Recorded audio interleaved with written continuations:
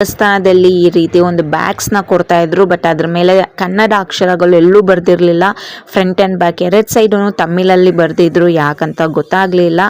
So ನೋಡಿ ಎಷ್ಟು cute ಆಗಿದ್ದಾರೆ ನಮ್ಮ ವೆಂಕಟೇಶ್ವರ ಸ್ವಾಮಿ. ಗೋವಿಂದ ಗೋವಿಂದ.